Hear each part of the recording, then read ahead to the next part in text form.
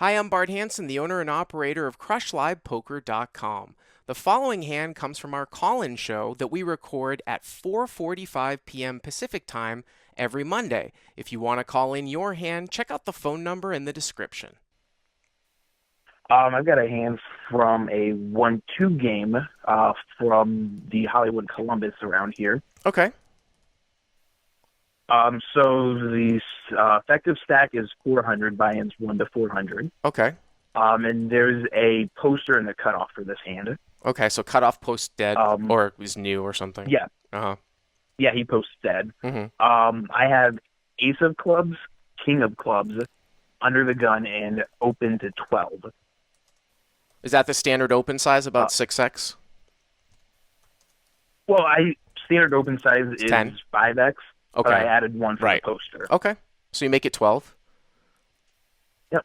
Under the gun +1 calls, and the big blind calls. Okay. So 3 ways, right? To the flop? Yeah. Yeah. Main villain in this hand is big blind. He's okay. Pretty wide pre-flop, likes to be aggro post-flop. Okay. So flop is ace of hearts, king of diamonds, 3 of diamonds. Ace of hearts, king of diamonds, 3 of diamonds, so you flop top 2. Yes, yeah. Yep. Big blind checks. Mm-hmm. I bet 25. Under the gun +1 folds. So hero bets 25. The fold. Okay. And the villain in the big blind calls. Okay, so we're in a pretty good spot here. Obviously, there's a couple diamonds out here too. By the way, speaking of like when we're talking about small sizing at this level on a board like this, the lower you go in live poker, the more people are going to call with ace X off to raises. So I certainly would not go small here. I mean, you bet 25 into 40. I might actually bet 30, but you know, it's a stylistic thing. 30? Yeah. Okay, yeah, I was thinking about the same thing. I could definitely go a little bit higher there. Yep. So the turn is the 3 of clubs. Okay. Big blind checks. Mm-hmm. I bet 60. So right now the pot is 90 and you bet 60. And the thing is that leaves him with about 300. So if he calls, the pot's going to be 210. This is why I would like to sort of choose some larger sizing. And here too on the turn, with the pot being 90, I think I would probably bet 75 here too. Because again, now an ace feels like it's protected. I might really start shoveling money. Right. I might even bet full pot here.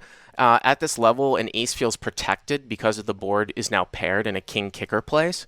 So even at that point, even if they chop, what I've seen at this level is people more likely to go to showdown with it, even for a chop, as opposed to somehow making like a hero fold if the turn was a 9 and they had like ace 4 or something like that. Right. Okay. So you bet 60. All right. Yeah, I bet 60, and big blind raises to 160. So I just want to make sure. So it's ace of hearts, king of diamonds, 3 of diamonds on the flop, right? So he can't have a flush draw with a 3 in it, okay?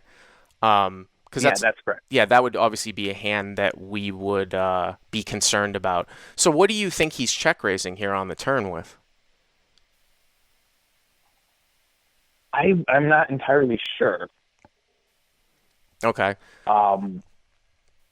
Going through it at the time during the hand, I didn't think he would have a hand like King 3 suited.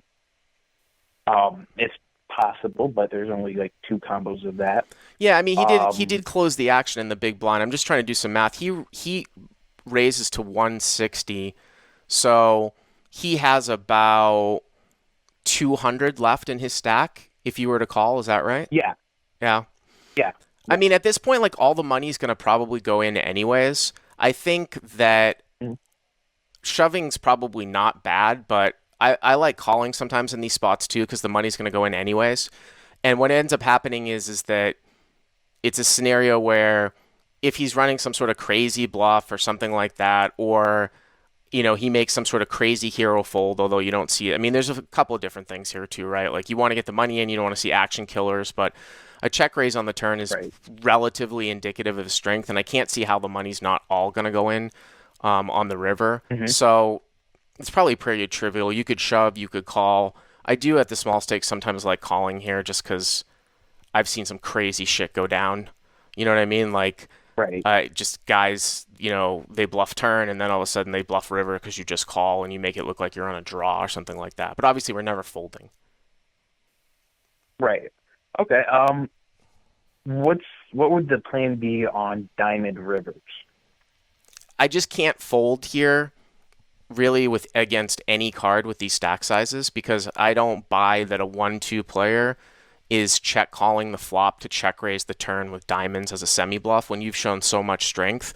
You opened UTG, bet the flop into two people, bet the turn. This smacks your pre-flop raising range. I mean, I've done a lot of low stakes commentary, and a delayed turn semi bluff at 1-2 on this board, which would be a bad play anyways, I don't buy it. So it doesn't matter really what comes here at the end. Okay. Did you call the turn? Okay. Yeah, I called the turn. I actually had the plan on folding on Diamond Rivers.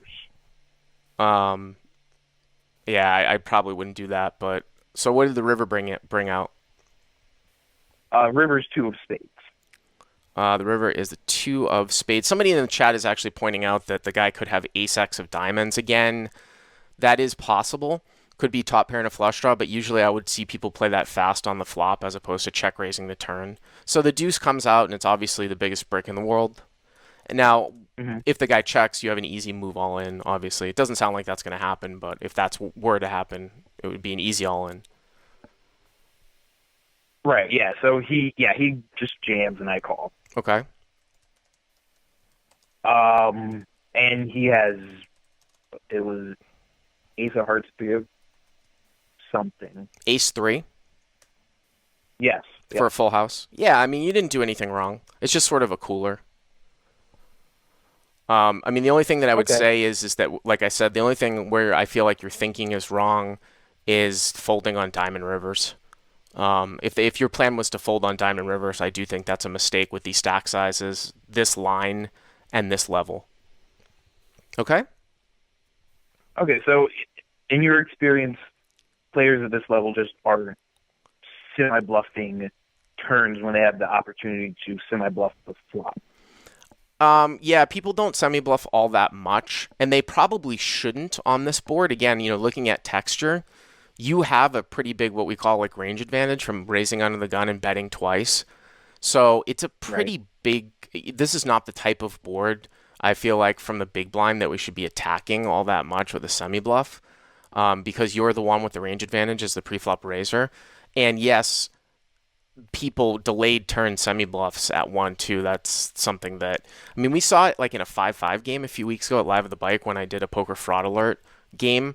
And I actually put that video up for free. So if anyone who's not a subscriber, it was the Dan Druff poker fraud alert game, 5-5. It played really big. But if you go to Crush Live Poker under free bonus videos, I think it's number 16 or number 17, it says poker fraud alert live at the bike game.